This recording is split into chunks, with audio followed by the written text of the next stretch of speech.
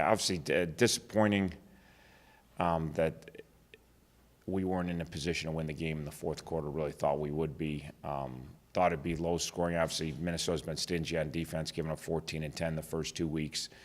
Thought we'd have a chance to get stops and play a game that'd be fairly low scoring, but which it turned out to be. But get enough stops on defense, make enough plays on defense, carve out enough existence on offense against them to put the game in a position where we could win the fourth quarter. And we really weren't there at 26-3 starting the fourth.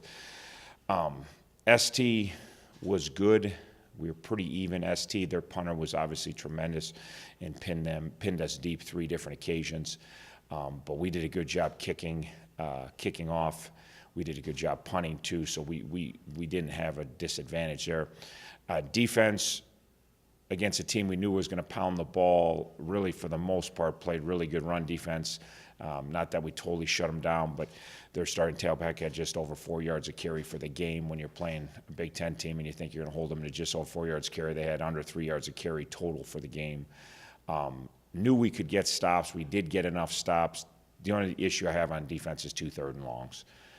2 third and longs that they keep drives alive that turn to 7 points. The first one obviously gets us behind. We're down 7-0. The second one before the half is we've settled in. We just had a nice drive on offense, and then the next time we got pinned and got a safety, but we're in position to get it back, get the ball back before the half down 12-3 with a chance to make it either go in the locker room 12-3 or maybe even closer. We give up a 3rd and 20 screen pass. We missed 2 tackles that would have created a nice long field for them. And their back, credit to him, he makes a nice play, but we got to make those tackles. We have 2 guys in position to make the play, and we don't make the play. And then they drive down, score. It's 19-3 at half. And then second half, we couldn't really get much going offensively, and then have a couple turnovers, which take us out of the game. So the start of the game offensively, first quarter and half wasn't terrible. We did some things. We put a nice drive together. Had a 3rd and 1, get a holding penalty on 3rd and 1 where we got an easy first down inside their 20-yard line. Tough call right there.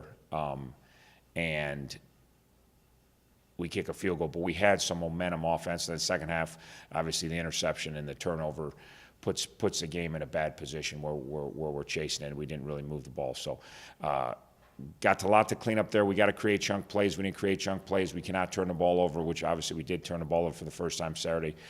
We got to keep improving on defense and continue to stop the run at a better rate, which we're doing, and continue to not give up big plays defensively. And really, the only 2 big plays we gave up were the 2 third and longs. So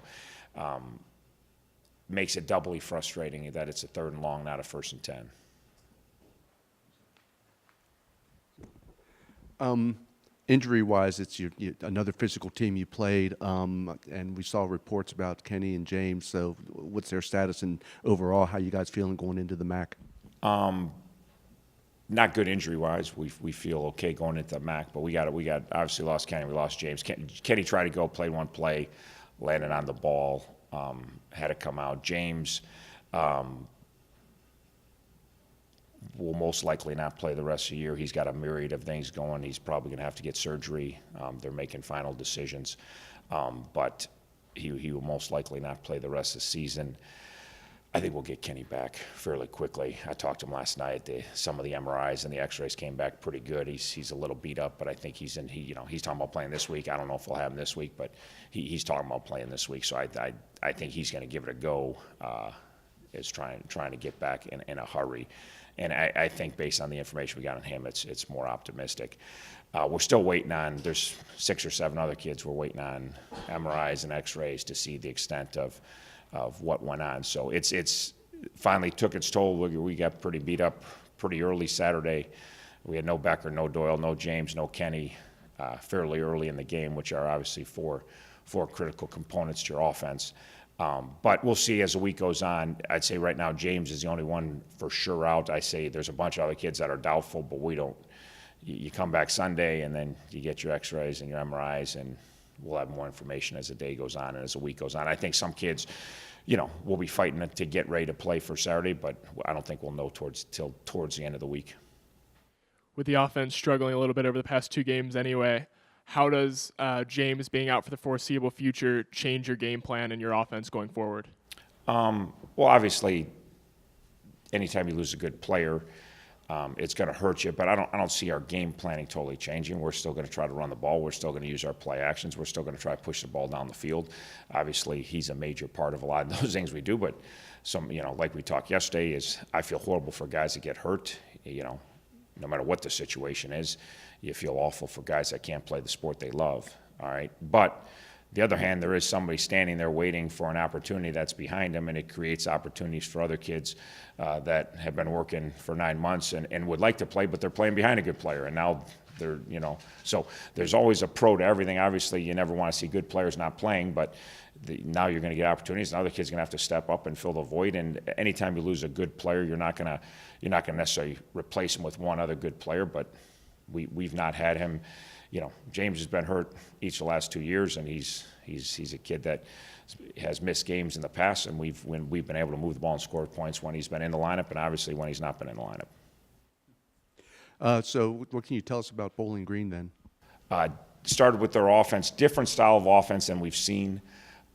Really, really spread the field, get in some really wide formations, have one of the best offensive weapons in the league with their running back is dynamic. He ripped Oregon, and he made Oregon look bad. If you want to see how good you think he is, watch the Oregon tape. He's fast, he's strong, he makes people miss, he runs through tackles, he outruns people. He's got great hips, got great vision. He's off to a really good start. Their quarterback can make every throw. He is dangerous in the pocket. He's dangerous ad lib, and he's a kid that even under duress, he makes plays. He finds a way. He's got some Brett Favre in him. I've seen him throw shuffle passes. I've seen him throw hook shots. Makes plays under duress. He never gives up on a play, and he's a very competitive kid, and he's got a really strong arm. They got some big, long, physical receivers and some speed receivers on the outside. They love to push the ball down the field. So we played a couple teams that were kind of run the ball and take a couple shots, but basically try to run more a ball possession offense. Bowling Green's just the opposite.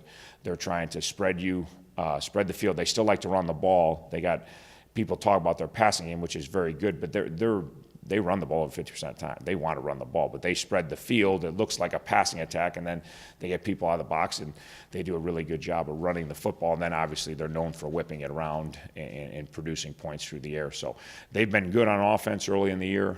Obviously they've had a couple of big-time opponents right out of the chute. Their first 2 games, they're playing some really quality people, but they still, like Oregon, they move the ball and they produce points at a pretty darn good clip. And then they move the ball against Maryland too. So they've had some success in offense. Defensively, they got a new scheme. We're kind of just diving into it. They're running a different coverage package than they've done in the past. And obviously, you open up at Oregon, and your numbers aren't going to look very good when you're playing the Ducks. But they played much better last week and got some key stops. And particularly as the game went on, they got some key stops on defense. So we're still delving into how to kind of attack their new schemes.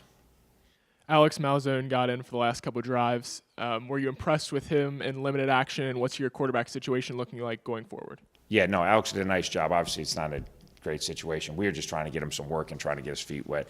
Obviously, at some point in time this year, we're going to need Alex, and he's been doing a really good job, but he's been here a short period of time.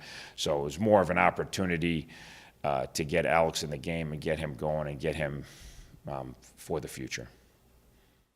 And then are there any other starting positions up for grabs? No, just there's about half of them up for grabs based on injury. So it's standard operating procedure, and if you play the schedule we play, we knew we were going to have, there's going to be 3 crazy physical games, and when you play 3 crazy physical games, you're going to have some injuries. And we got through week 1 and 2 great, and then week 3 kind of hit us pretty good. So there's a number of kids on offense and defense that'll get time because guys be out. There's probably 8 or 9 kids that are questionable for Saturday's game to even play, and we'll find out more. Some will be full go by Saturday and be fine for sure, as the week goes on, others probably won't answer a bell, and some kids will be limited. So, and then that also trickles down to special teams. So you're going to be looking for other kids to step up on special teams and have opportunities. So if you're in the 2 and 2.5 deep right now at Miami, you're going to have a chance to play football at Bowling Green. So they should be darn excited. You have a ton of seniors on this team. What part have they played in the 0-3 start, and how are they going to play a part in rebounding from that? Well, I mean, all the kids that are playing have played a part in the 0-3 start. Seniors, juniors, freshmen, sophomore, doesn't matter. All the coaches play a part in the 0-3 start. Like, we all play a part in it. We haven't played good enough football to win a game yet, so we're all responsible for that. And obviously, them with everyone else, and the kids that play more are more responsible, obviously, than the kids that don't play a lot or don't play at all. So, obviously, moving forward, we're going to be responsible for everything that happens moving forward. So, I mean, kids that play are the ones that make the plays or don't make the plays. So we got a lot of seniors that play, and like I told them after game Saturday, I got a lot of trust and faith in this group. I got a lot, like, I know a lot of other people are going to not believe we can have a good season, or already believe the season's lost. But I got a lot of faith in the talent that's there. I got a lot of faith in the kids' ability, and a lot of faith in who they are and how they work.